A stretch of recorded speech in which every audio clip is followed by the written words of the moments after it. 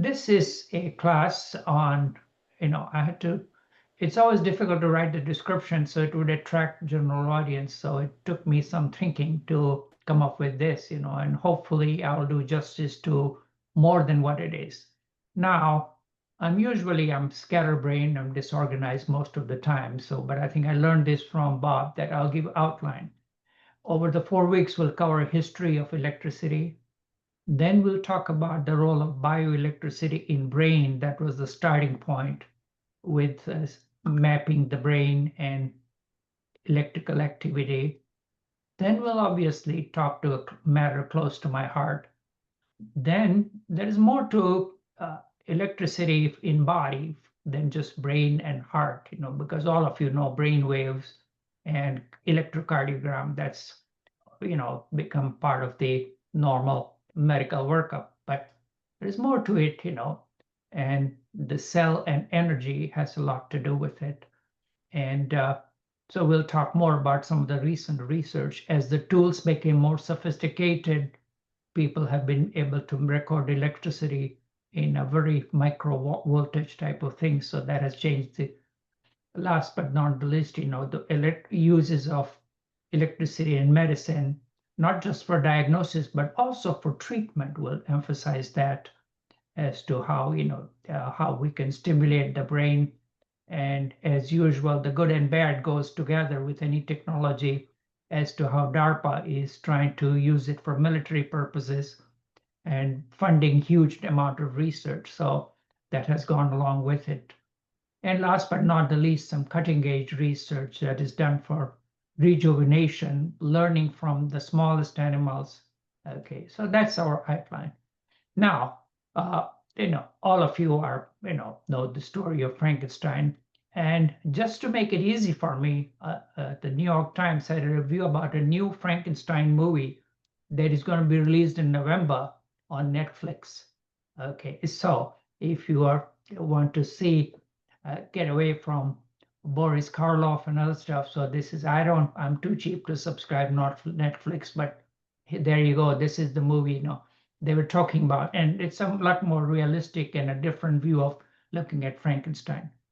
These are some of the administrative details, which all of you have taken Zoom classes, but just thought I'll throw in that slide. So, and I think Mr. Ballard will keep me on the line if I ramble too long and forget the break. Okay, and we will record and I will send out the slides but now the Ollie has requirement for a email size, so I cannot send out the entire videos, but I can send out the slides in a PDF format, because anything above 15 megabytes, it gets rejected or cut off, and but I will do my best to send out my notes also, because I have copious notes, and obviously and the agenda is, like if I can get through about 50 slides. Most of my slides are pictures, but if anybody can't read, I apologize. Please tell them and I will read them, And hopefully everybody can hear. I mean, I think I have, better speakers, and I'm not using headphones this time. But hopefully my voice is coming through to everybody. Now, last but not the least, I think I didn't grow up here, so I did not study Whitman's poetry, in my required English class. But our friend, George Hyde, the man with the deep voice and radio announcer, he has been an Ollie member and Ollie on the Ollie board for a long time. He told me, "Oh, Bharat, you're going to talk about body electric, aren't you?" So this is the poem, from about Whitman about body electric, and you can read it. I think you can find it for free. I'm not going to read the whole thing, but I sing the body electric. That's the famous poem by him. And originally the word electric was not there. It was written, I think, somewhere around 1860. And NPR has a website called Body Electric as well. And I think, let me minimize the window, because I think Bob will keep an eye if anybody raises hands, so, okay. But this is an interesting poem. So this is, and, but it may be worthwhile reading for the, people with poetry souls, And there is also a book on the same name by Ray Bradbury. Okay. And there's another book by an orthopedic surgeon. And there is a lot of stuff written by Electric Healing. And if you may remember a movie called Fame that was done about a ballet in Broadway from the 1980s, and in which there is a song by the kids at the dance school called Body Electric. So this is, okay. Now this is okay, so let's see if I can. Okay, so this is a matter close to my heart. This is what I have done from age 17 when I got first in my physiology class. I got fascinated by this little squiggles and pattern recognition. And we'll talk more when we talk on, I think, day 2.5 or 3 about heart, but I couldn't resist it as an introduction point. This is what keeps you and me alive. The top line is a normal electrocardiogram, the beats which are averaging. And the second line is something called when your bottom chamber starts beating faster, it's called ventricular tachycardia. And this is all the electrical phenomenon of the heart. And the last is when you need to call 911. That is what Dave is a volunteer, so he knows this very well, that this is what needs electrical shock. Okay. Now, okay. Now, why did I throw in a chest X-ray? Anybody wants to tell me why? Jump in. Not the doctors, sorry, but you're not allowed. But the other people type of thing. So, anybody sees anything wrong with it, or is it look like a good chest X-ray? Basically, don't overthink it. The heart is missing. I'm sorry. The heart is missing. No, the heart is in the middle, right there. That's the heart. Looks like a rabbit. It's on the wrong side. So that is, that is the interesting thing. This is rare, 1 in 20,000 or so. It's called dextrocardia.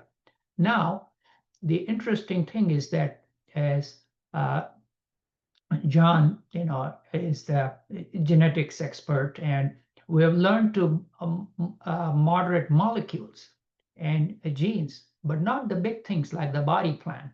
So that we can talk about the role of electricity and body gradient in the formation of embryo.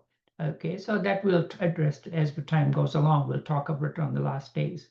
Okay, and now this class is basically, it's politically incorrect. It's like my tribute to dead white European males, basically. So, and there are a few women that I will mention as we go along. This is more like a history of science, so hopefully when we throw in the humans side of it and the people behind it, that may make it a little bit more interesting in general, instead of just giving you just the facts, like Dragnet, so to speak. And before we start, I think, I'm sorry, I forgot in my first class, I had to give a tribute to our regular person, Dr. Joan Watkins, who was always in my class, and she passed away, sometime last year, so I still miss her. And she was, had always a very wise comments to say from her experience as physician. So, it just shows about the early and as to how we lose good friends. So, so I think we'll still miss her, but that's the circle of life instead of arrow of life. Okay. Now, when we talk about this, is the initially for the first hour or hour and a half, I think we'll just talk about electricity. And people have known about electricity. The Greeks and the Romans knew about the electric eel, but they had given it was just as a curiosity type of thing that was talked about. And in the beginning, about all the biology was just thought to be like in the picture on the left side, as to, all the animals were named by the man and Adam and Eve, and the world was created, at like 4,000 BC or something like that. So, and then things change, in environment and with the Enlightenment. Now, before in the early days of Greeks and Roman, all the medical science was based on Galen, and it was purely things about the elan vital, or living spirits or vital spirits, were due to animal spirits. That was the thinking. And it continued. His influence was far and wide. And part of it was because initially dissection was tabooed and then it was allowed. And somewhere along the line, because his thought was that the seat of the everything else was in the liver, and obviously, we were not aware of the role of, and even the brain was autopsied later, so it became mush by that time. So the idea was, and then during Enlightenment, we went into the mechanistic view or the clockwork universe, and we decided, or came up with the concept of Descartes, I think, therefore I am. Now, he had some thoughts about electricity, and his thoughts were, the nerves were kind of hollow and tube, and the spirit of life flowed through the nerves. But when the discovery of microscope, when people saw that the nerves were not hollow, I mean, that theory had to sound a little bit, you know, uh, dodgy, so to speak. And then there were some other articles that he had suggested that this was particles and waves and vortexes, So there were some other ideas that were enlightened. Now, I think, people who have been through the British Museum, may recognize this is the sculpture in front of the British Museum of Newton, that was based on Blake's writing about Newton measuring. So this is, so, and he now, all the one can say that, this Stuart Kaufman, who is actually a big supporter of Gaia and a very erudite scientist in biology, had said all the modern science can be called as children of Newton. Now, did he have much to say about electricity? Well, yeah, perhaps, he had a brain or sent out vibrations of some sort, And then initially he didn't give much thought to that, he was into gravity, and there were some other thoughts about Descartes and Leibniz. So they were always, science is always known for feuds. You think that scientists are not all get along. They can be highly competitive, and there can be feuds about various thought processes. The well-known feuds that have gone on in science, which will eliminate. There are several of them which are well documented in the history of science. Okay, I mean, take for example in physics, Einstein and Bohr. Because Einstein never bought the idea of quantum physics, and there are many other examples. But some people who are Newton scholars have said that in his second edition of Principia, which was published in 1713, he did write a certain most subtle spirit which pervades and lies in all gross bodies. Active spirit that lies he's supposed to electrical attractions and repulsions that show. So he had given some thoughts to it, type of thing. So, but never really pursued that. And then somewhere along the line, he went off the tangent, so to speak, that became alchemist and became, head of the mint but he had some able assistants who carried out certain experiments, type of thing. Now, I did a class on the Royal Society, and for doing science, you need money. And the Royal Society, these were the people, the upper class gentry who were curious, starting with Robert Boyle, and it is amazing that when I did the class on Royal Society as to how globalized that was, And here is an example that here was this simple lens grinder from Holland who, was not conversant in Latin, and obviously he wrote in his native Dutch, and he was encouraged by a physician friend to send his letters of discovery of his microscope, to the Royal Society, and the Royal Society, to their great, took attention to it, repeated his experiments, and published it. And the rest was history of the science, so to speak. And this was Leeuwenhoek's a microscope, and he was very secretive, but his resolution of his microscope was really, par excellence. Now, no talk on science is complete without these two people. Anybody recognize who these two guys are? Come on, John, you know who they are.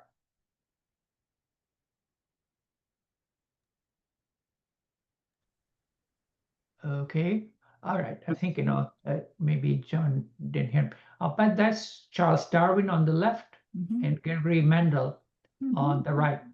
They got it.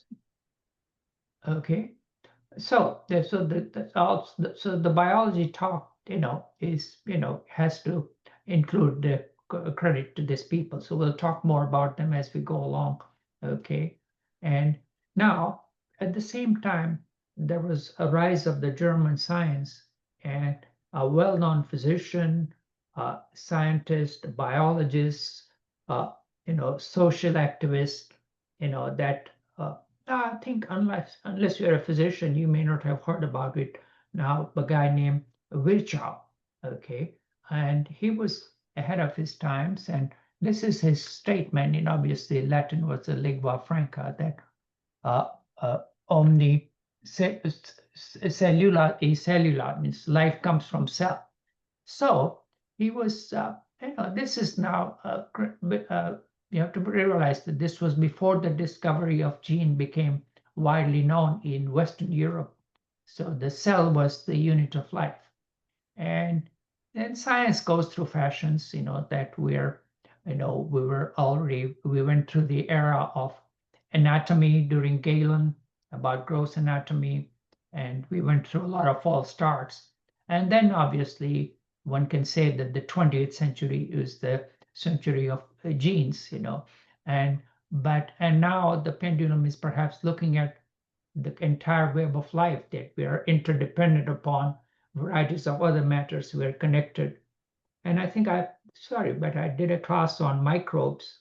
And for those of you who are interested, about microbes, there is a British science writer named Ed Yong, Y-O-N-G, and he's written varieties of interesting books about microbes in us. And if you have some interest about how the microbial world is interconnected with nature and human body, you might want to browse through that. And he also wrote a book, which I did a class not too long ago, on senses of the word. Okay, and I think if you are interested, I can send you the PDF of my slides of senses, and I think I have them uploaded.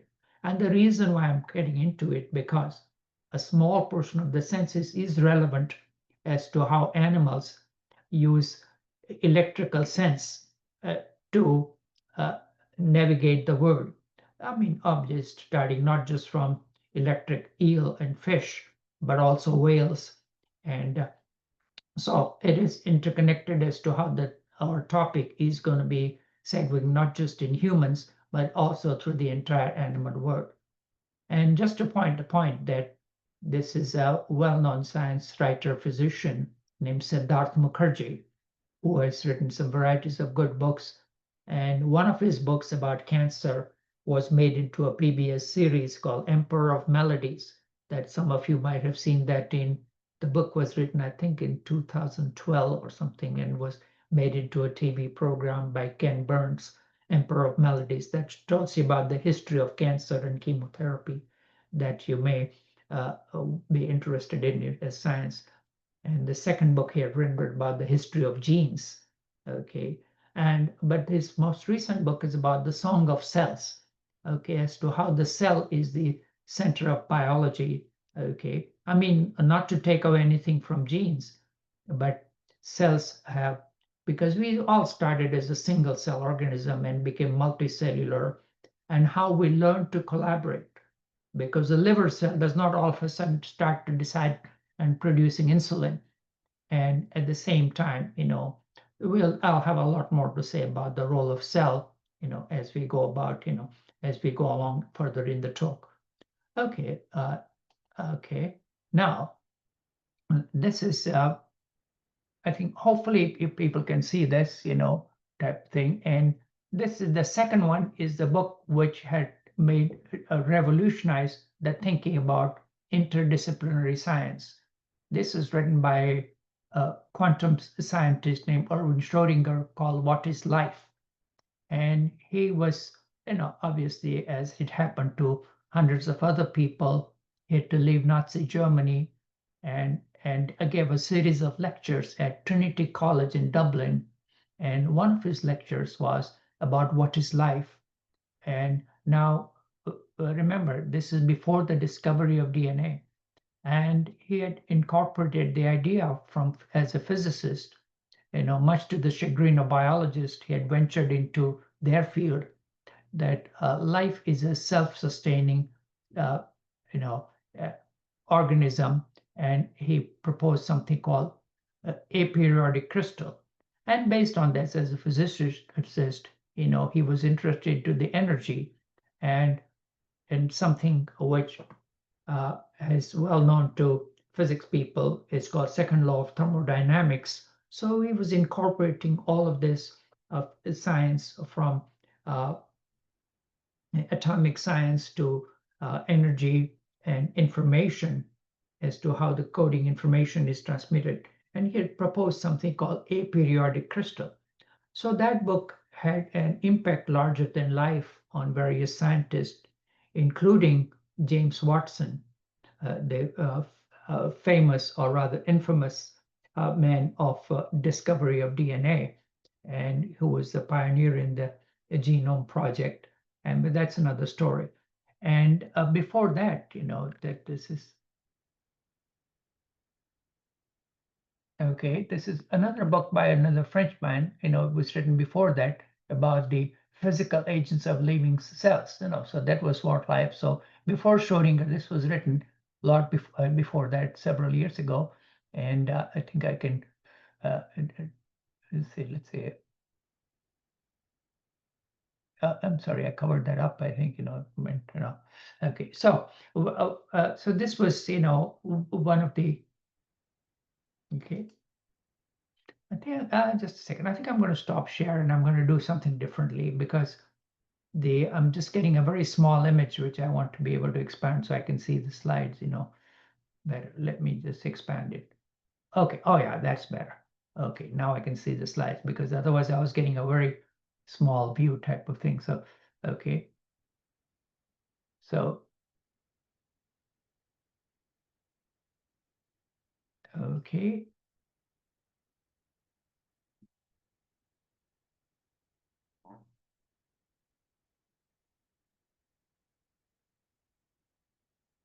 Okay, yeah. All right. Now this is, yeah, now we're moving in. Okay, let me move my taskbar further. Okay. And this is, we talked about the Royal Society, and this was a book that I read by a guy named Richard Holmes. This was published, I think, in the mid-90s, called The Age of Wonder, that talks about the early history of science in the 17th century, about the Royal Society and the Europe, about the dawn of understanding. So it's a fascinating book that incorporates a lot of the other material that we talked about, as to how the experiments were done and how some of the vivisection was done, including Herschel's discovery, and how united science was at that time. So that is something that you may enjoy. Now, the reason why I'm doing this class was the role of energy in evolution in biology. That was there, but it was all said, okay, these are all chemical bonds, but as we get into the incorporation of electricity, that inside it, and just energy is in the news, because right now in OLI there are two classes on energy that are being done, okay, by Ron Weaver and also by David Cardino, about energy. And again, energy is in the news with how much energy do we need, as to how, when we talk about Jefferson, he thought, oh, all the farmers will produce enough energy for America to live in, like a nice agrarian society. But it just changed dramatically with Industrial Revolution. And obviously the age of energy, it changed with steam engine. Now, this is an interesting story to segue from sideways, that when George III went and saw the steam engine by James Watt, okay, and he was curious as to say, what does this thing do? Okay, and Watt's reply was, Your Majesty, it produces what you desire most. And he, luckily he was not thrown in the tower, and said, oh, what is that? Power. Okay, and it just shows, as to how the word carries on, that we still measure energy in one way or other as horsepower. Okay, and obviously James Watt is, his one of the ways to measure electricity. So I just heard that yesterday on a book that I was listening about the Constitution. Okay, so but enough on sideways. So these are some of the points that the age of wonder that we talked about. And the earliest understanding of electricity was with amber. And a guy, an English natural philosopher, there was no, the word science came in a little later. Okay, and a guy named Gilbert, and he had proposed, coined the word electricity. Electron means has to do with amber, because people had known that by rubbing amber with wool or silk, you could produce sparks. So that was the name, how name electricity was carried out. But as I mentioned earlier, people had known about electric eel. The Romans had known about it. Okay, but and then somewhere along the line, a Dutchman named Otto von Guericke, he had produced, to create static electricity in a larger form. Okay, and then later on, again, the Dutch were ahead of them, so they had created something called Leyden jar, which we'll talk more about, and now all of this history is well summarized by a popular science broadcaster who is a physicist by training, is an Iraqi who lives in England, named Jim Al-Khalali. And if you've never heard any of his talks, and if you're interested in science, we can talk about called Jim Al-Khalali. That's his name, and I'll put that in the link. I may have that somewhere along the line. And so he'd done about a 3-part series called Shock and Awe. Okay, and that since that he talks about the early days of history. Okay, now as we talked about Isaac Newton, who was the president of the Royal Society, and Newton was a theoretician, but so most of his work was done by a guy named Francis Hawksby, who was his lab manager or a go-to or a technician, whatever you want to call it. So he had done the experiment on the globe, Otto von Guericke. So because obviously they believed in repeating the experiments and repeated the experiment, and we rotated the globe, and but that with amber and electricity touched it, you could create a blue glow. So he had seen, that this was one of the things. So, and I already talked about as to how, and this became like a sort of a parlor trick at that time. Okay, that people, and then enters a guy named silk merchant named Stephen Gray. He was destitute and was thrown into debtor's prison. But at the same time, he had enough of a curiosity. So he experimented with this, again, this rotating globe and the silk, and showed experiments about picking up gold leaves, and showed that the static electricity was capable of a lot more. And so it became really a very popular, interesting item for the rich and industrial and upper class gentry class. Okay, and so again, and now this was just, as long as they rotated the globe, they could create, but there's no way of storing this thing. And this is like, one of the experiments, as you can see how they're rotating this globe and rubbing them with this thing, and so creating. Okay, now again, at that time, nobody had an idea what all that meant. They just thought electricity was type of a fluid, basically. Okay, and it was just something that was interesting. Now, a Dutch person, devised a way of storing electricity in a jar, so to speak, but using, metal and a rod and insulator type of thing. So, and that was, one way of creating storing of electricity. And this created by storing electricity where it was not conducted, and again, their concept was, they were kind of vague as to how to store it, So the explanation that were provided were hazy at the best or questionable. And this Leiden jar became a first global phenomenon that a lot of people started experimenting with it, not just in uh, Britain and Western Europe, but also in Japan. So one can say that this Leiden jar became a worldwide phenomenon very quickly. Okay, and these are, some of the writings that were written in Latin. That, these are some. Let me just see if I can zoom in. Okay, all right. So this is the electricity, and I think those of you who are familiar with Latin can understand that a little bit more. Okay, okay. And so this was the early days of electricity. Okay, and this is Jim L. Kalali. So that's his name. So, and he has done varieties of other talks about genius of Britain and history of atoms and history of so. But he is a very erudite and a very pleasant presenter. So if you're more interested in science, just enter his name on YouTube and you'll find some interesting material to keep you busy for a long time. Okay, now, and this is, as I mentioned, electric fish or eel has been known. Ancient Egyptians used that, to as a treatment for varieties of illnesses, starting from gout to headache, uh, things. So, and the French word means the fish that causes trembling. Okay, okay. So this was, a mystery that was there.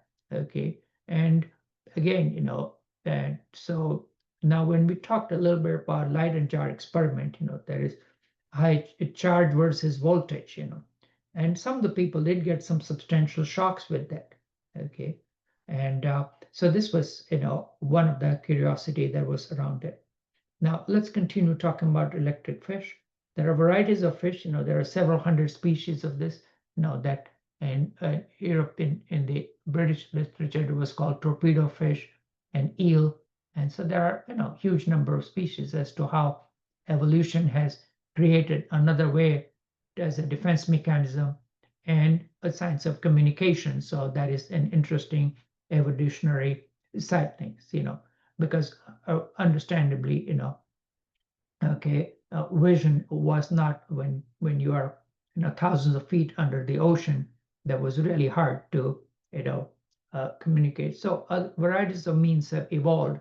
Okay, and when we talk about bioelectricity in proper, I'll have more to say about it. Okay, all right. Now, and this was mentioned in the famous Ebers Papyrus in Egypt about, okay, and then with enlightenment, varieties of thinking came about, okay, and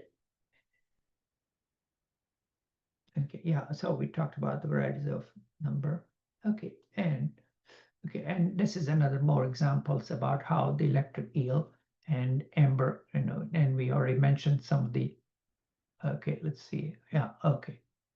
And it goes back to the Greek era of Thales holding lightning bolts of electricity. But again, as like time, there was no real scientific thinking that went along with. Okay, so the name, it was known, but just remained as a curiosity. Okay, now,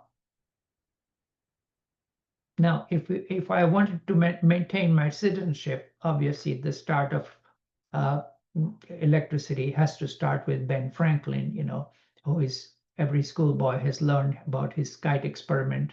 Okay, and now actually, did he actually do the experiment? I mean, did he touch the lightning? Perhaps not. The evidence is it becomes almost like Washington's cherry trees. He did fly a kite, did put a key, and some of the sparks did go off. But if the lightning had actually hit, he probably would have been dead. Okay. type of thing. So that is, some of the research that you can look more into it, perhaps, but obviously, he did a lot of the logical thinking about it, and he was, really was polymath in many sense, type of thing, and I think back for those of you who are interested, David McCullough has this biography of Ben Franklin that I read back in the 90s. My dad was almost blind, and I had him listen to the books on audio tapes about Ben Franklin's. And I think that was one of the best biographies, And David McCullough is a well-known biographer and historian. Again, so if you're interested, that would be one source that I would quote. Okay. And again, like he was also a businessman, and so he became as an accountant, like a plus and minus, positive and negative. So he kind of gave some of the ideas about electricity as to how the jar is transferred, the electricity goes from positive to negative. So some of the accounting terms, perhaps, we can give him credit, type of thing. Okay, and okay. Okay, let's move on then. Okay, now, unless, but there was really a true experiment that was done about, based, because obviously Franklin was amazingly popular in France, and not so much as in Britain, where he was considered a colonial. Okay, and when he was in France, the French were enamored by him, and he was, like, if you read the biography of John Adams, I mean, Adams, didn't thought, oh, Dr. Franklin spending way too much money for a starting republic. So there is, again, I remember reading biography of John Adams, and where Adams is, rolling up his eyes, that senior Dr. Franklin is having a big carriage and spending a lot of money in the saloons, But the experiment was repeated in a small village called Marly-la-Ville in 1753. And this is the actual site where Jim Al-Khalili went, and there was a lightning rod that was placed inside of course, not surprisingly by the French, inside a wine bottle. Okay, and they were waiting for the heavens to open up, so to speak, and this was connected with a rod at the end, and when the lightning did strike the rod, obviously they could feel the spark. Okay, so that experiment was repeated actually in this small village in France. Okay, so this was, and again, and so and the varieties of other French, intellectuals were interested in it as well, and so this was, but at the same time, there were a lot of myths that were going about, that uh, unlike scientists, a lot of the other people who were magicians and tricksters, okay, caught up into it. And there were a lot of myths that came about and that gave bad reputation to electricity at that time. And so much so that it was considered that a strong man could make sparks fly during sex. Now go figure that. Okay, so there were a lot of, uh, crazy ideas that were being flouted around. Okay, now this is an interesting character, was perhaps, you can say that his name is Henry Cavendish. And for those of you who had, Britain-based education, will recognize that Cavendish was a true polymath and a superb researcher in many fields. He did the weight of the earth. He worked on varieties of other fields, and worked on astronomy and other things. And he had various theories, obviously just said, okay, he did pay some attention to, you know, uh, he was working on gravity, and he said, okay, as a side cup, he did mention on some electricity as well. And he had mentioned that electricity was a type of a flow. So the ideas were being threaded out as to what was going on. Okay, so Franklin, the spark versus the flow. So it was, considered the great Henry Cavendish. He was an extremely shy man, and was amazingly rich, and all he did was varieties of experiment. And if you wanted to read some of the history, one of my favorite writer is an American who lives in Britain called Bill Bryson. And in 2003, he wrote a book about the brief history of science. Okay. And that may be of interest, in which he summarizes the personalities of all the people in the early days of Royal Society, a brief history of nearly everything. Okay. And he, being a reporter, he is able to access people all over the world in varieties of capacity. So this is the great and the famous research institution in Britain, which were a pioneer in atomic science, is called the Cavendish Lab, okay, in Manchester. So this is the story about the great Henry Cavendish, okay. And again, it just goes to show you to do science, obviously it requires funding, okay, and he was able to fund himself, okay. And when we talked about electricity, now when we talk about the electricity that comes and lights up our home and computers is based on electron, okay, so negative, while in the human body we'll talk about ions, and since ions are positively charged, okay, and that's why that's why I thought it would be wise to send out the glossary, okay, and that's what they so the type of charges that are being used are different.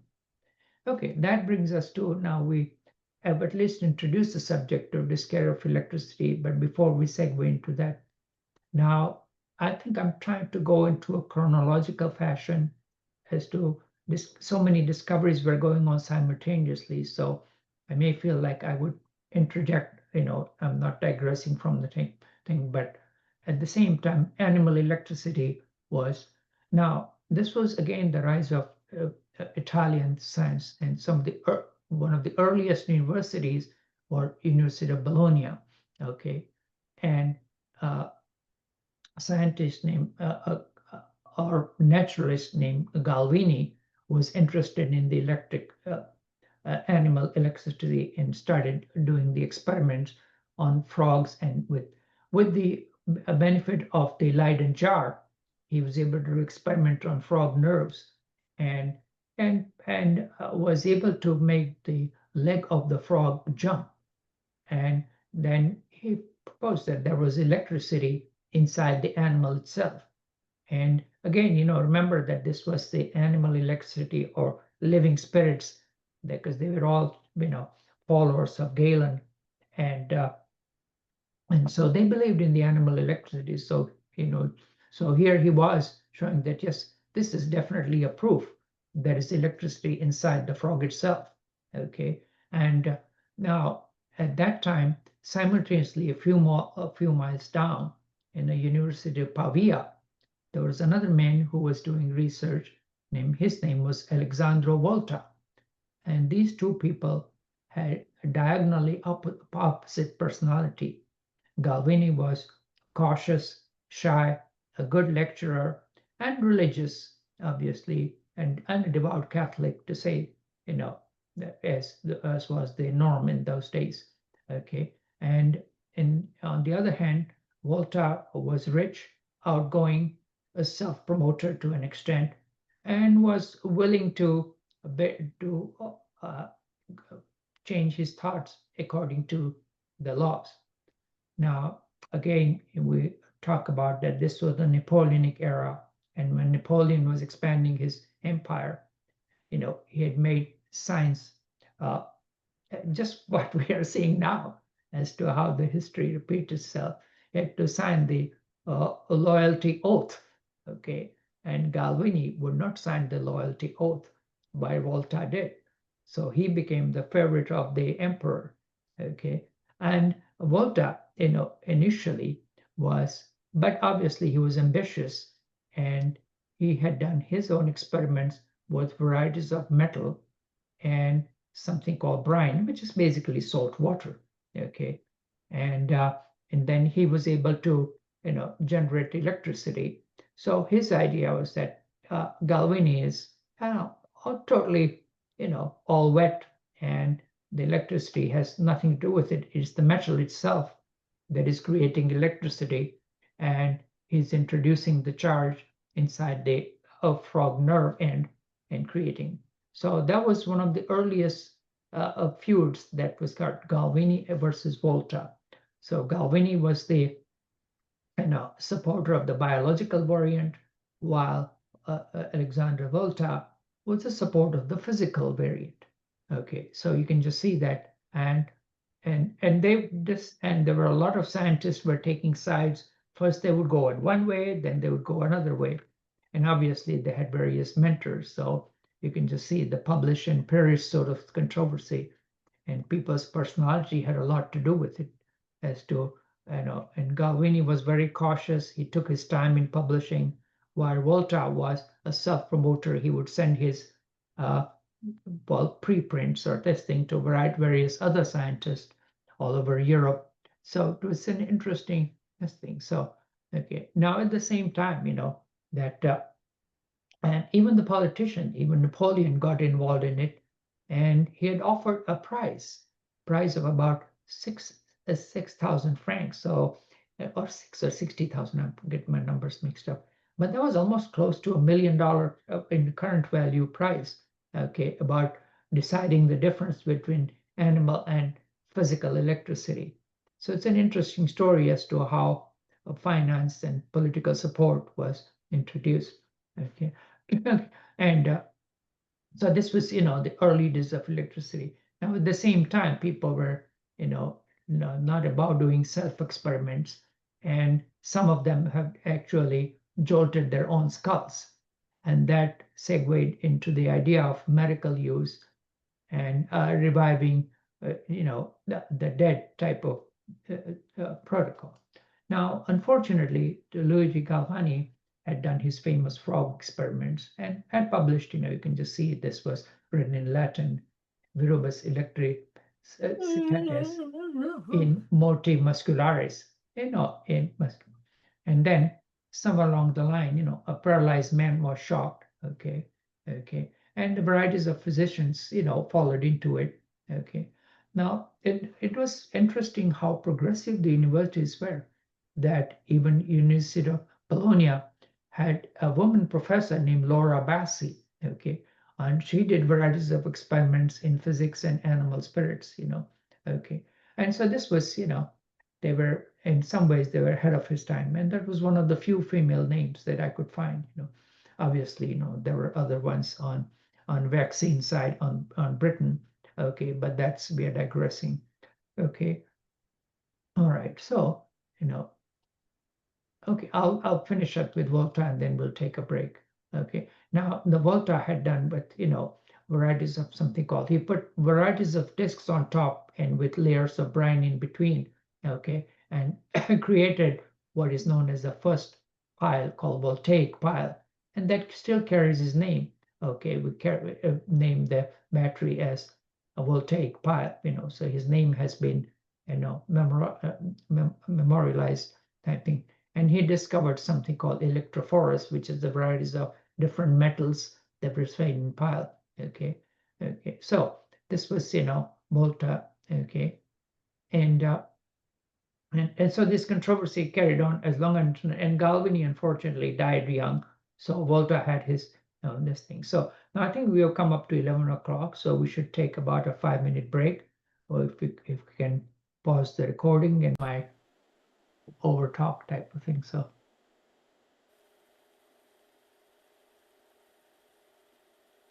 Okay, we're recording again. yeah, okay, I think we should start again. Let's see, pause.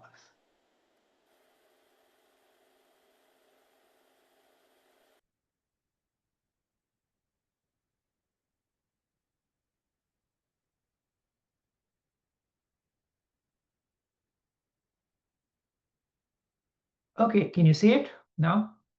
The slide? Hello? Yes, yes. Oh, okay, Lights great. up. Oh, thank you. Yeah, let's see, I think now, let me get to.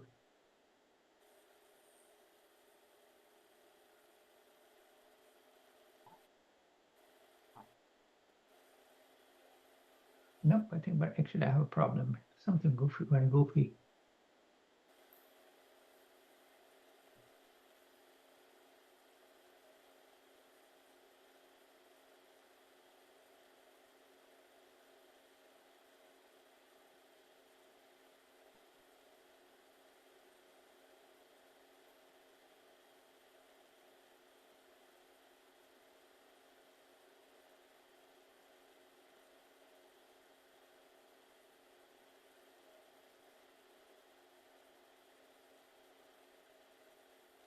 Okay, now you can see the slide. This says electrochemistry. Yes. Okay, got it. Yeah. So because I was missing my. Okay. All right. So. Yeah, I missed this one. Sorry.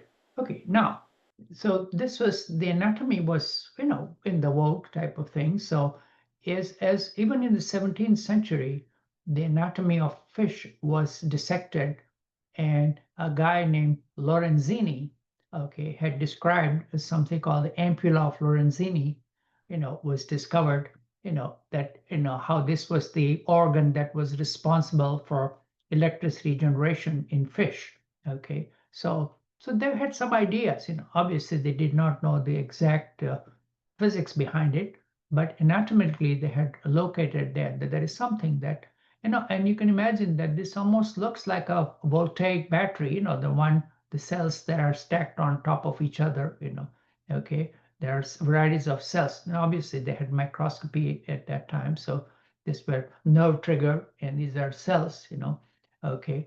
And again, and at rest there is no voltage, and there is high voltage that takes place, and obviously some of the real physics basis was not worked out about the gradient, about the coming in of the salt and this thing. So, but they had some ideas, okay. And I have a series of slides that I did from electroreception in varieties of fish that I will send out as a picture, including varieties of other animals, because there are about 7 or 8 slides. And this was, considering the craziest animal that was sent from down under to the naturalist in France, they almost thought that this was a hoax, okay. And that was platypus, because it had a big beak like a duck and looked totally different. So they were almost couldn't believe that there really could be a real animal like that. And again, as you may or may not know, that platypus has electrical receptors or cells in its beak, and how it looks for the prey buried in the soil. Okay, so there are varieties of slides, and obviously sharks and other big fish have a way of communicating, okay, and with at long distances. Okay, so this was again, so the ampulla of, so either we are imitating nature, or a type of thing, or it just happened by chance. Okay, now again, the rise of British science, was okay. Varieties of self-taught men, and this is the man who actually was the pioneer of electrochemistry, that using voltaic battery, okay, he decided to do, was the chemist par excellence named Humphrey Davy, and he used the electricity on varieties of metals and discovered so many elements. You can just see, remember your high school chemistry: sodium, potassium, calcium, magnesium, barium, strontium. Okay, so he's credited to have discovered, and he was the great showman at the Royal Society Theatre, okay, in London.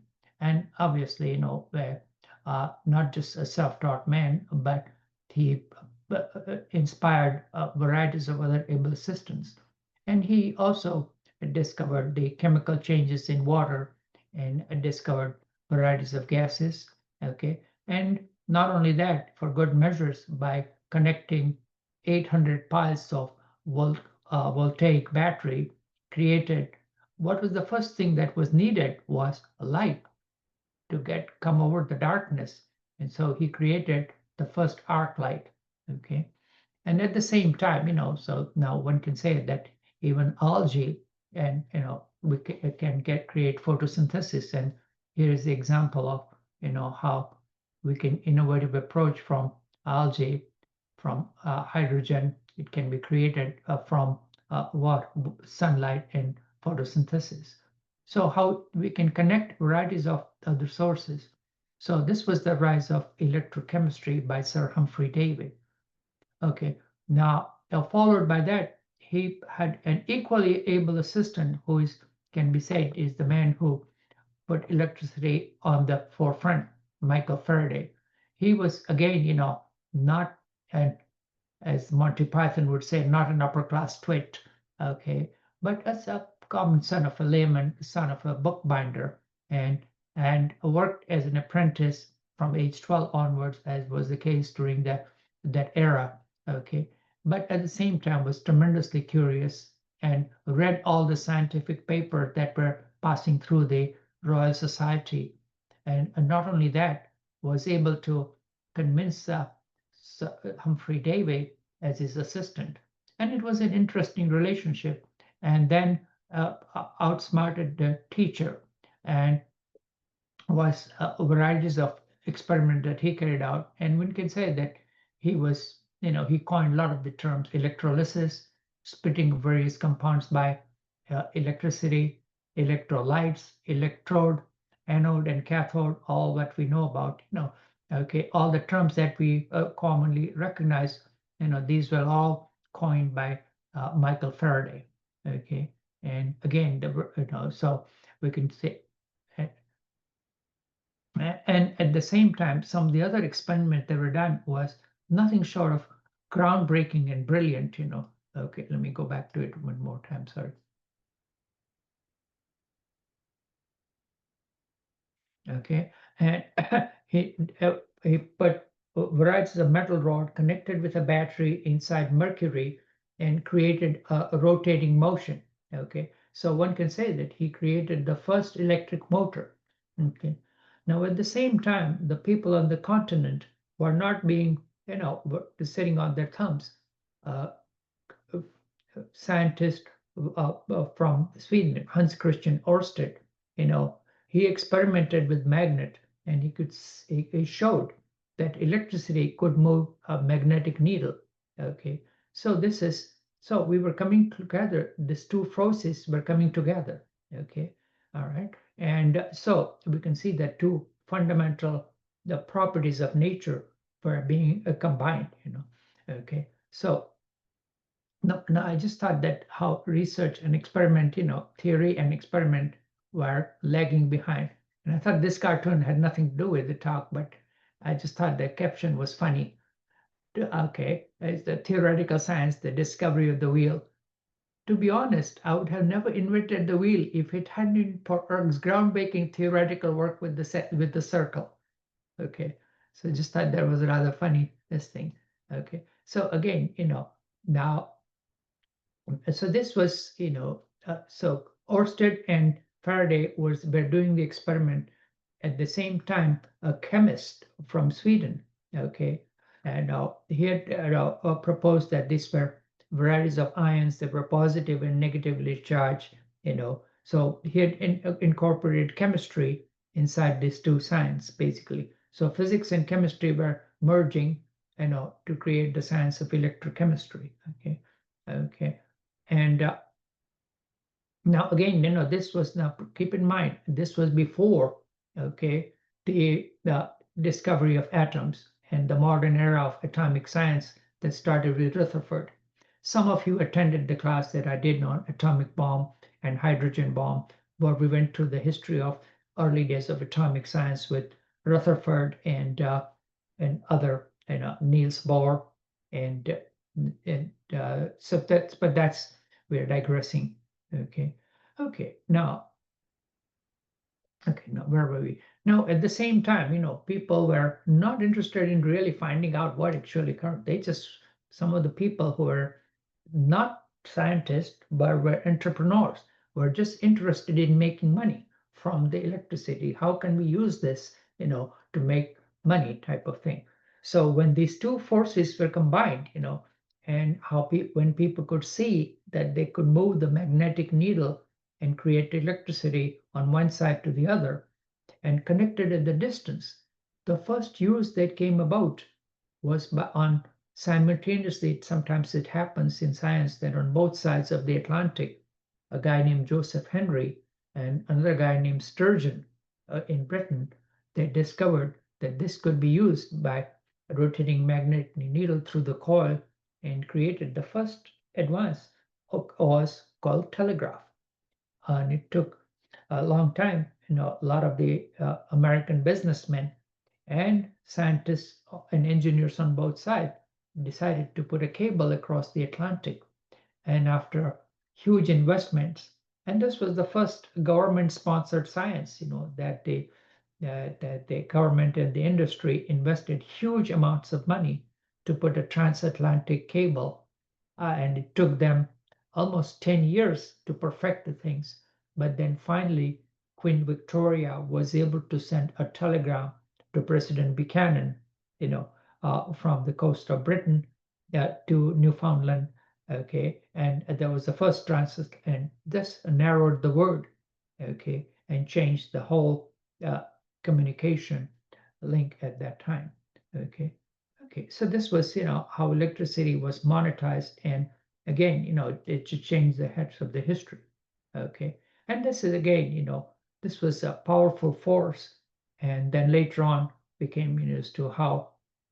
And again, because you can just see this is the early days of may the force be with you. So we have discovered a new force of nature, remember the Star Wars fans may realize, and as to how we are interconnected we are, so this is, we're all made of cells, okay, and the cells are made of molecules. You can just see the full circle, okay, and of varieties of chemicals, primarily carbon, hydrogen, oxygen, and nitrogen, okay, and these are connected to each other with a gravitational force. This is like your short segue into, and then the protons and the neutrons are connected with something called the strong force. Okay, we won't get too much into quarks at that time, but this is, and the electron is at a distance, and the last but not the least, gravity. Okay, so these are the fundamental forces. But here for this class, this thing, we're just going to concentrate primarily on the so-called electromagnetic force. And this relationship between magnetism and electricity, we are using it every time you have an MRI, okay? Because a magnetic field is applied to nuclei inside, hydrogen nuclei inside water and fat, and by creating primary radio frequency coil, we are detecting the change in signal.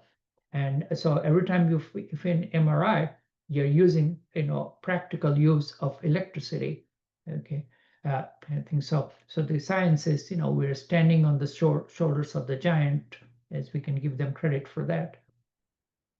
Okay, now again, we'll go back to the old days, that a nephew of Galvani, a guy named Giovanni Aldini, he took off the torch after Galvani died at a relatively young age for that era, okay, and he took over some of these experiments, and then he tried to again, demonstrate it, and either, he wasn't that much interested in making money, but he wanted to restore his reputation. So he decided to move to the center stage and created a demonstration in front of Royal Society that a prisoner named George Foster was hung.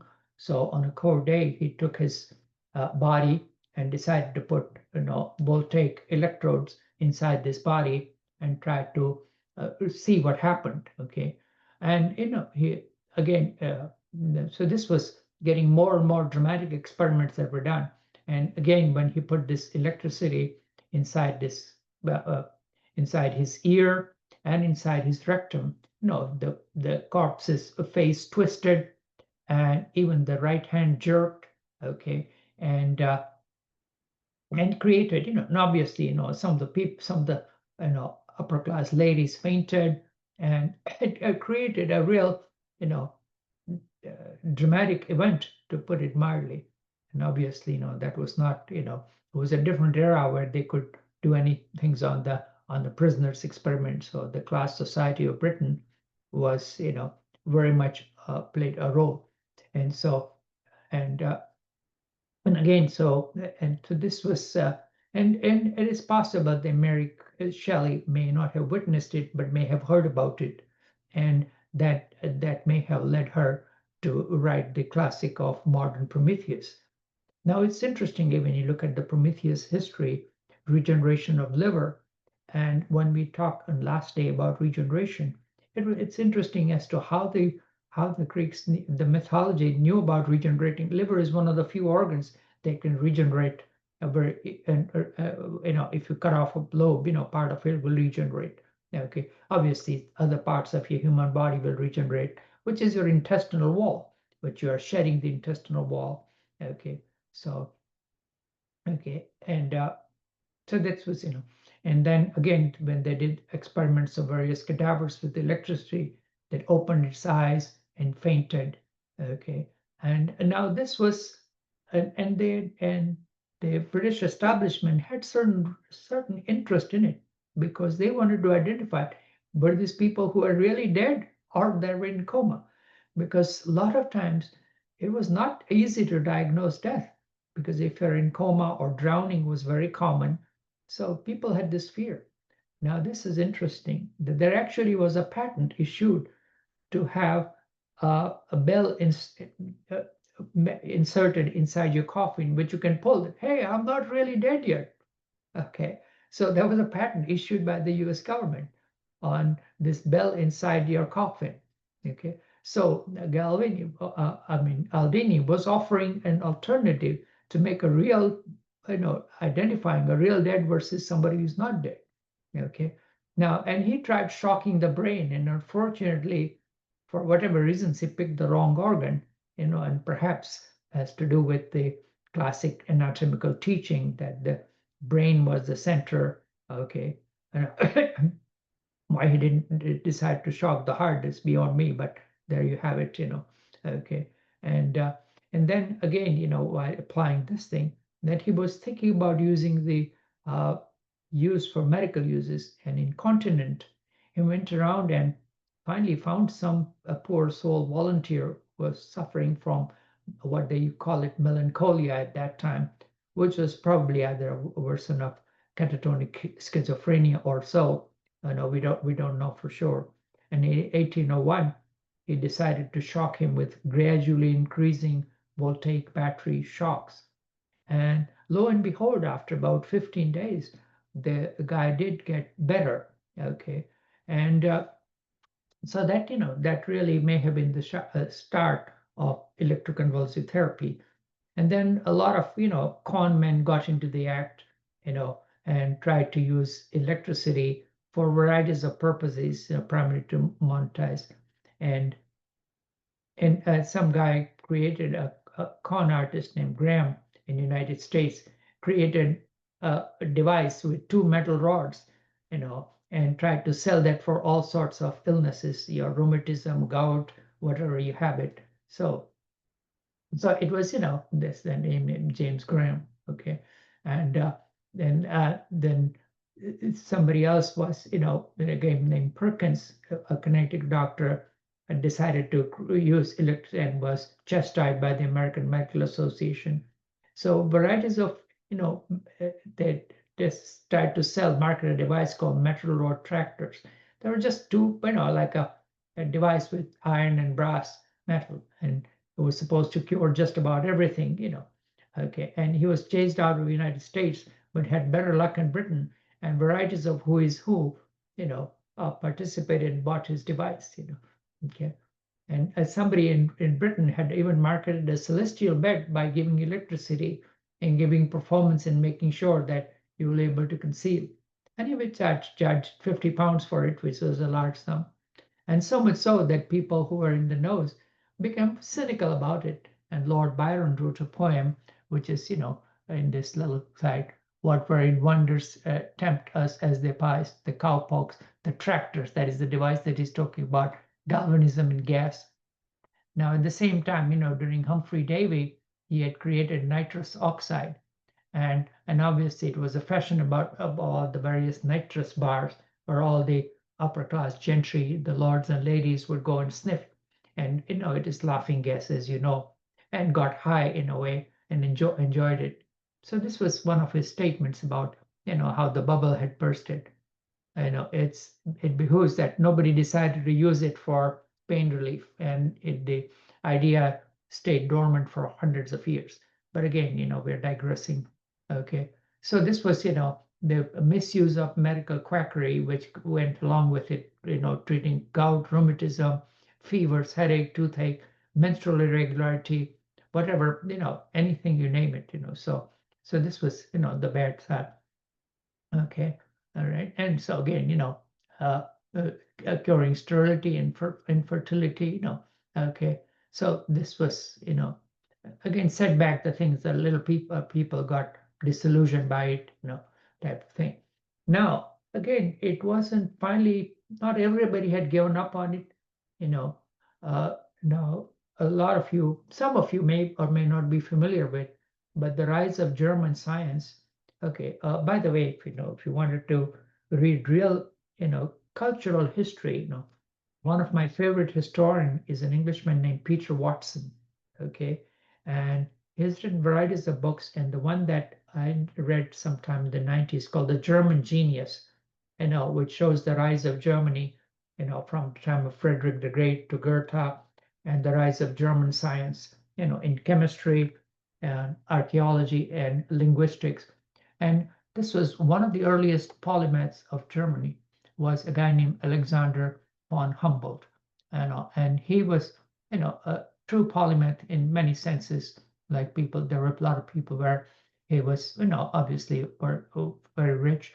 He worked research on geology, geography. He traveled all the way through South America. Okay, came up to United States and did research on electric eel in Venezuela. Okay, collected, had the natives collect, varieties of eel in a small pond, and drove horses through it. Okay, and the horses were shocked, and I think some of the horses did die. That thing. So, but he again, revived electricity, and again, to his credit, he actually put the electrode inside his own anus. Okay, and really, got expulsion of feces, and he pushed it even further and saw a light in front of his eyes. So just go figure that, so that was a little bit more science than you would care to indulge in. And he encouraged varieties of other scientists, a guy named Emile Dubois Raymond. Okay, and he was one of the lesser known guy. He started doing putting electricity back on real science instead of the shysters and con artists. He did one of the experiments, and this is a book written about him by MIT Press. Okay, about nerve action potential. So before the British scientists took over neurophysiology, okay, a German named Emile Dubois Raymond had done varieties of experiments. Okay, and he had started proposing, but at the same time he had good sponsors with Alexander. And there is a beautiful book written by a German writer named Andrea Wolf about the invention of nature, about the biography of Alexander von Humboldt. Okay. Okay. Now, so this was, the scientific research that was carried out, and at the same time, it was becoming popular. Now, when the Enlightenment had made its way, maybe 100 years later, to British India, and one of the, British Indian scientist named Jagdish Chandra Bose had done research on the nervous system of plants, that even he had tried to record voltage from the plants, the mimosa plant and this thing. So the science had, become worldwide, even in the 19th century. Okay. Okay, and I'll have more to say about him, as we go into the next slide. Okay, and so we transgress from horsepower to steam to electricity. Okay, and so this was, the era that was changing, I think. And this is, the electricity was celebrated in a famous painting in France, near, at the museum by an artist named Raoul Dufay, La Fée electricity. Okay, where he has, and this picture is obviously, it's a long, several meters long pictures, 600 meters long picture, in which he has varieties of scientists that he has given tribute to, from Archimedes to Edison. Okay, and so to what varieties of philosopher human Locke. So this is was celebrated in art. Okay, and again, now and the people were writing about a Frenchman named uh, Julien Aufry-Lemaitre had written about the man as the machine. So at the same time, during the Romantic era, people were lamenting about how society had changed, not necessarily for the better. Okay. And moving on to that it's shown as to how the current wars were coming around. People had decided to shock. I'll talk more about the current war as we go about. And here was this elephant which had become difficult to manage.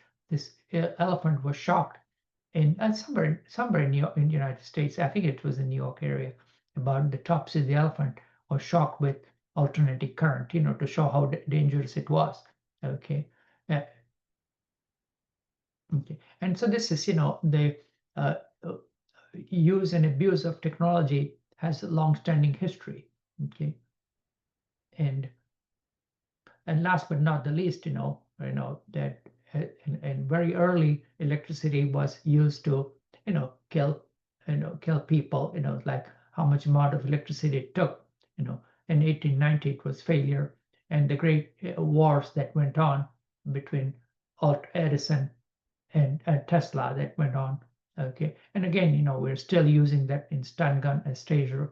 And last but not the least, Scientology has their so-called e-meter. So electricity has been used and abused in varieties of ways. Okay,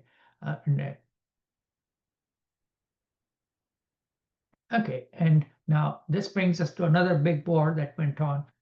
People may recognize him. Obviously, all the Americans know that Thomas Alva Edison.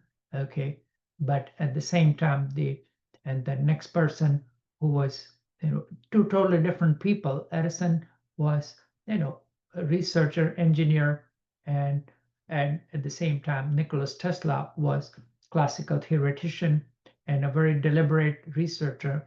And the fight went on.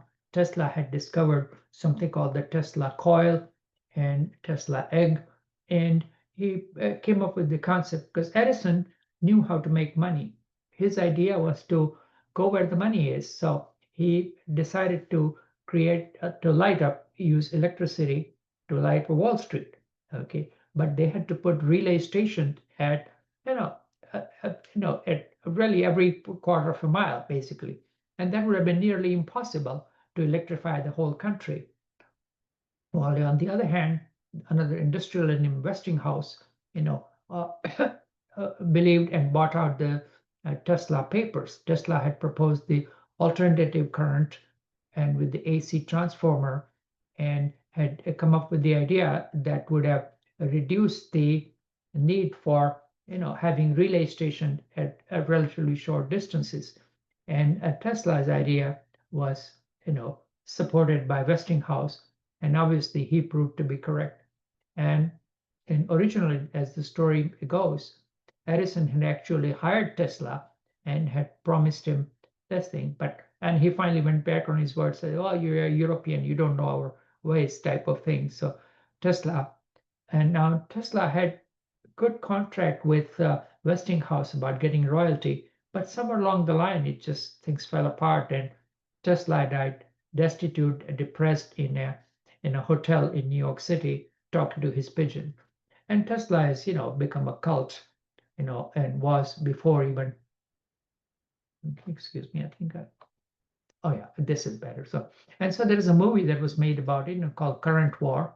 Okay, and some very good actors type thing. So okay, and so this was, and obviously that how much they went through the trouble of finding the right filament. Initially, that used platinum, okay, but was too expensive, and other metals were used, okay, and finally, they were able to find a suitable material by creating vacuum, and the rest is history.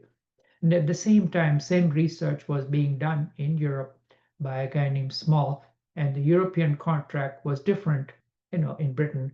And so finally, they decided to separate the financial reward from this. Okay. Now, at the same time, these ideas were carried out. Okay, that now I didn't have a slide, but even more genius than Faraday and Davy was a Scotsman who was a brilliant mathematician and a theoretical physicist. His name is James Clerk Maxwell. And Maxwell had incorporated both this field purely based on the mathematics. And if you remember your physics, more than the famous E equals mc squared, Maxwell's equations are the ones that the physicists, because he had proposed the idea that we are dealing with something called a field, that this is not just electricity is not like water, but this actually creates a field. So he'd united both of these concepts based on varieties of differential equations, which is again, gets into the calculus, and we shan't dress into it. Okay. And these ideas were traveled across the continent, and a scientist named Hertz, decided to prove this and started doing, because Maxwell was a theoretician, okay, and Hertz worked for years on Maxwell's equation and showed as to how even without the wires, the electromagnetic field can create a small current, okay, and this current based on the receiver, okay, was the creation of what came to be known as radio waves. Okay, so the technology segues into from relying on telegraph wires into something called the radio waves. Okay, and so this was a groundbreaking discovery that was done, and at the same time it happens that an Englishman named Lodge had done the same discovery, but he was just a day late. He had gone on vacation and could not publish his result in front of the Electric Society in London. So he did not get the credit for it, but Hertz is known as Hertzian waves or radio waves. Okay, so that was this groundbreaking history. Okay, and that created, with vacuum tubes and jars, and led to the discovery of radar during Second World War. Now, again, and oops, sorry. And at the same time, that telegraph and telephone company called the Bell Laboratories in New Jersey, that is one of the greatest private industry supported research that was done in Bell Laboratories in New Jersey. And this is an old book called Idea Factory at the Bell Laboratories. Okay, and that sponsored a lot of the people who are scientists. And at the same time at Bell Laboratories, in the 1950s, 3 scientists got together and created something called a transistor, okay, that is the semiconductor, and the rest is history, is the start of transistors and computers as we know it. So how it segues from Hertz to the Crookes tube, which is the vacuum tube, or the valves inside the radio. So if you remember the old-fashioned desktop radios, which had the valves, and those were the valves that were used by Alan Turing in his Enigma machine, okay, during the Second World War. And Alan Turing, and why am I mentioning Turing? Because he segues a lot into, just like a earlier polymath, he wrote a lot of papers into morphogenesis of biology, how to varieties of pattern created, the stripes on the zebra. So Alan Turing, just for good measures, when he was after he was creating the Enigma machine, had written a paper on morphogenesis, and so he is involved in biology as well, and give us varieties of ideas in the early days of pattern formation and embryogenesis. Okay, so that's as to how the chain of science continued from one to the other. That's always fascinating to me. And at the same time, the Bell Laboratories had in the 1950s had given a free rein to a mathematician, named Claude Shannon.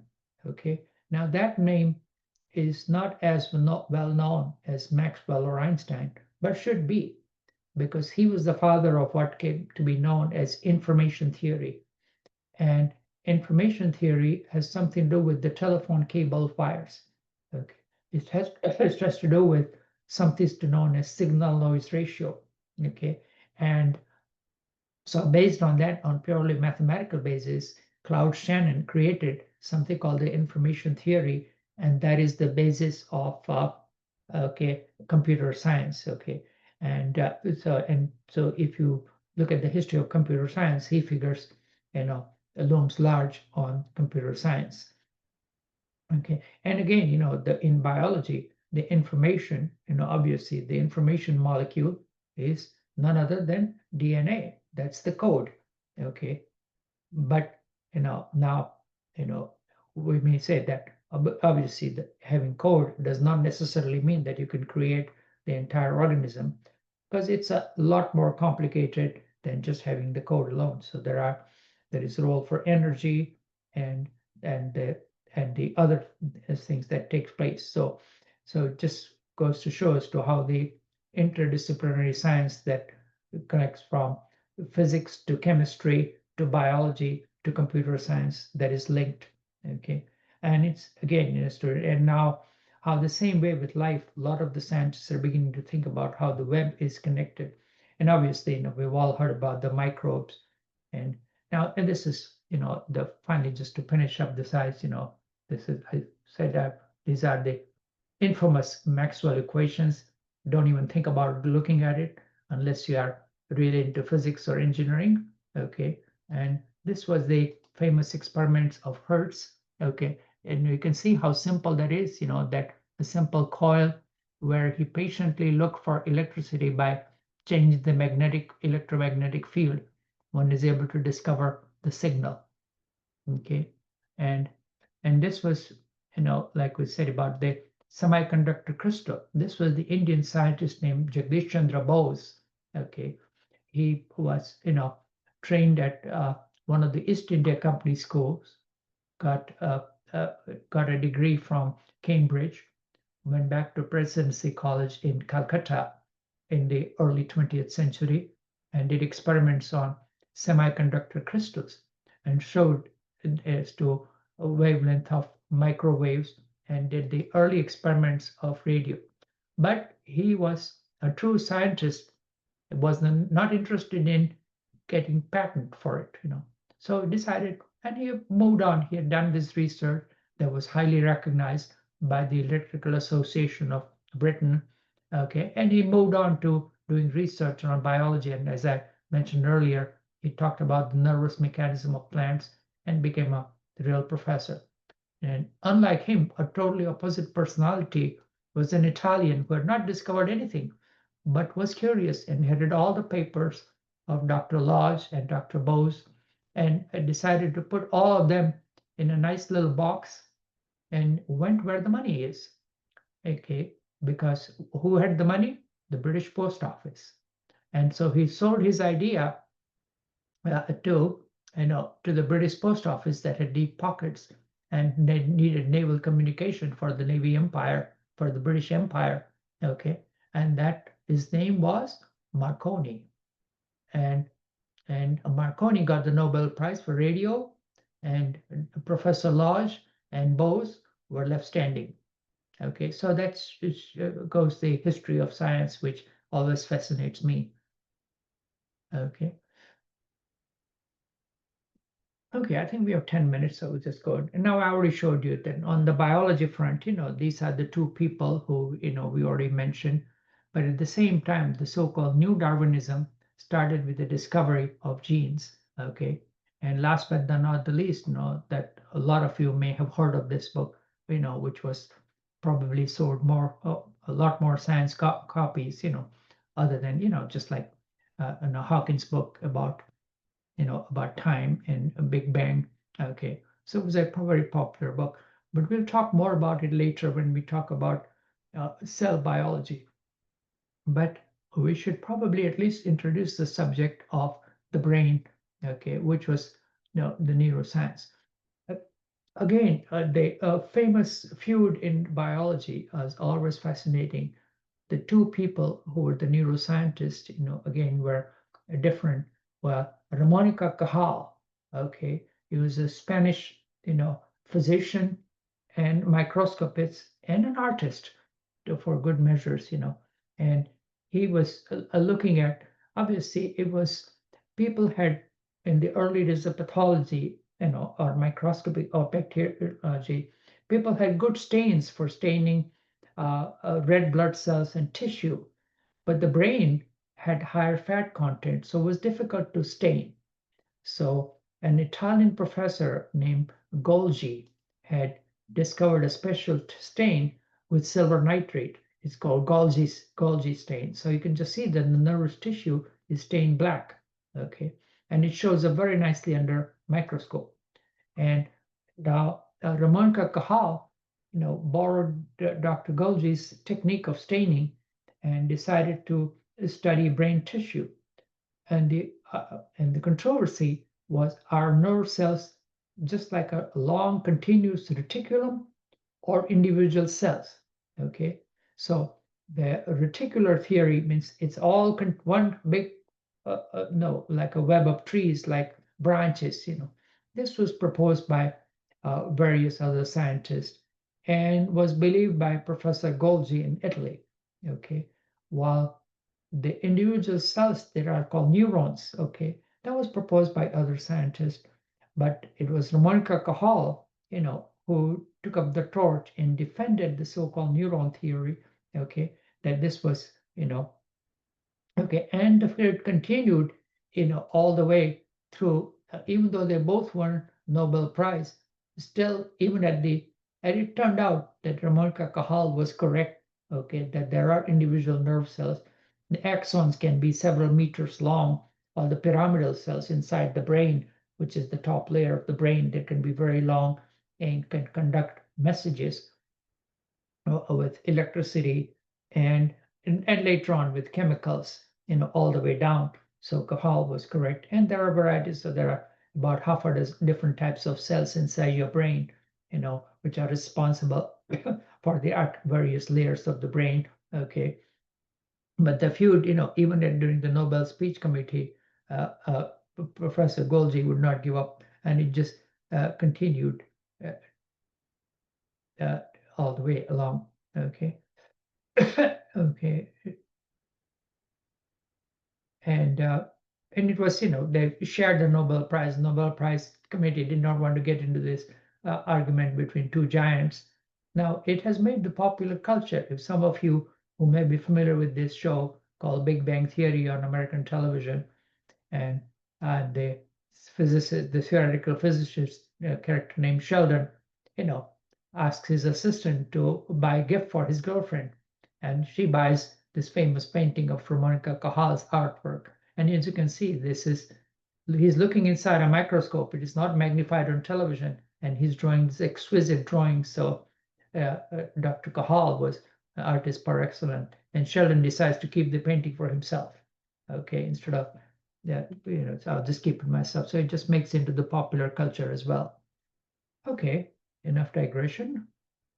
Okay, all right. Now the recording of the brainwave, obviously the recording of the electricity inside brain. Now by this time, the technology was beginning advancing, that the voltage meters, so the recording devices, were getting more and more powerful and more sensitive.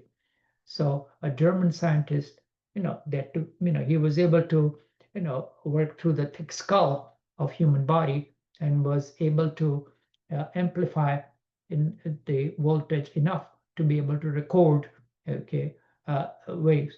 Now before this, a scientist, a British scientist named Richard Canton in Manchester had recorded some waves from the human skull in 1875.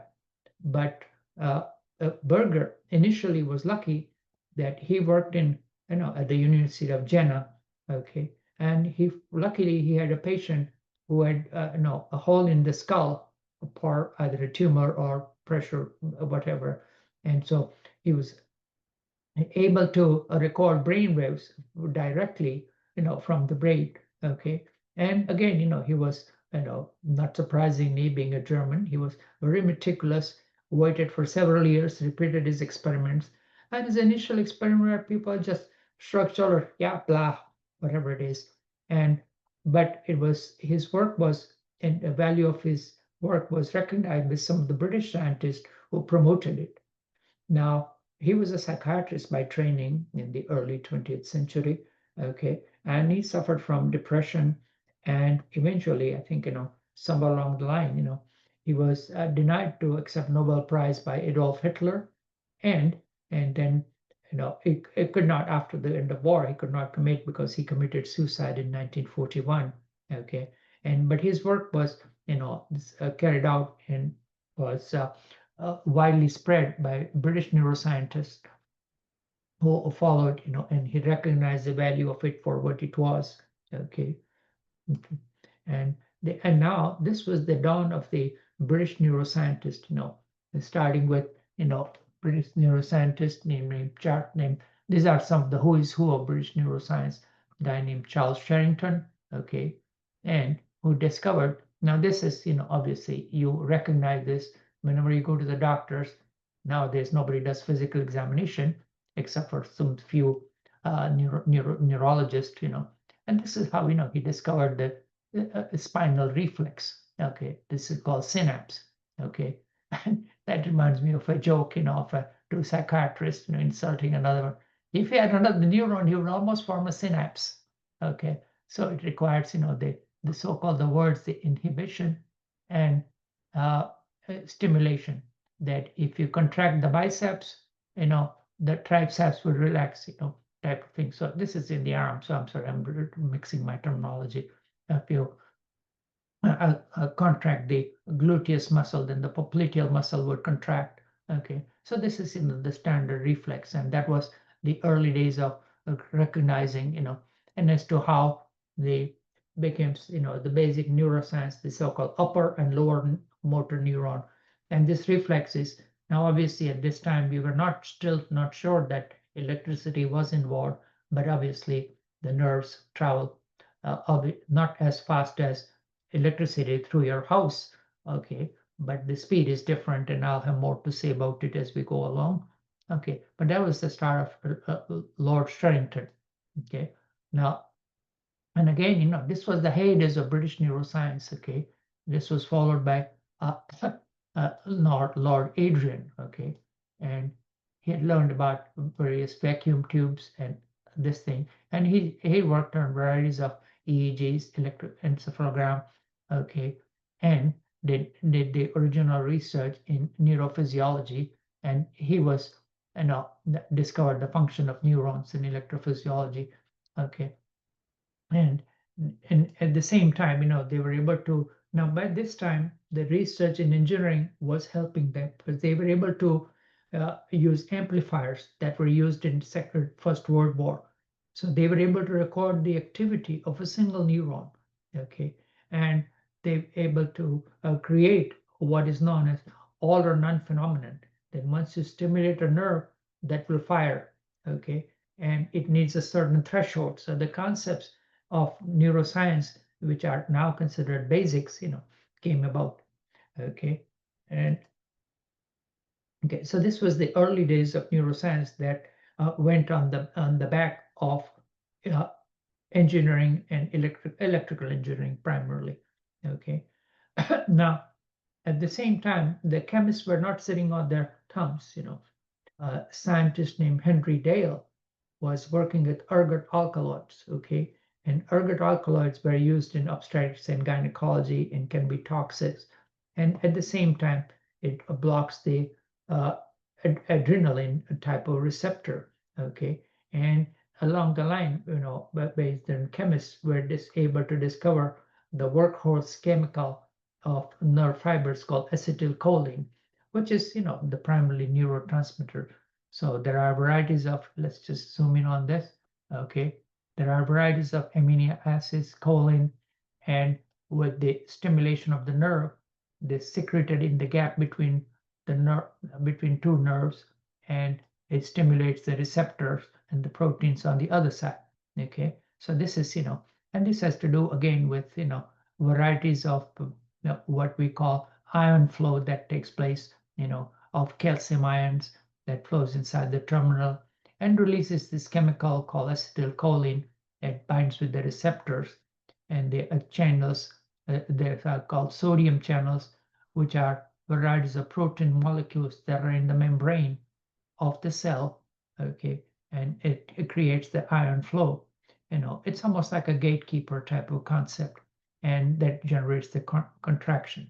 Okay, so how chemistry and electricity are combining at a cellular level.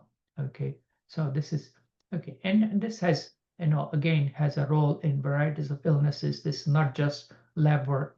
It is related in, you have seen the ads for myasthenia gravis. Okay, you've seen the ads for Botox. Okay, where it works on this, blocks these receptors. And so varieties of poisons, and I'll have a slide later on about varieties of poisons, which were known to early men, starting from South America with curare poison, and and nature has used it as well, in terms of self-defense mechanism, and I was going to do a second class on plants, potions, and poisons, but due to the move, I decided to cancel it. Otherwise, I was going to do a class, and someday I might do that again, just to forewarn you. So it sounded interesting, because I sat in on a class at USF on medical botany. Okay, I think we're coming up to our time, and we're not too far behind. I was hoping I could do about 50 slides, but we're at 37, but we'll catch up with this, type thing. So this was the type thing. So we'll stop at this point, and it's 12 noon. And if you wouldn't mind stopping the recording, and I'll send out this 50 slides. And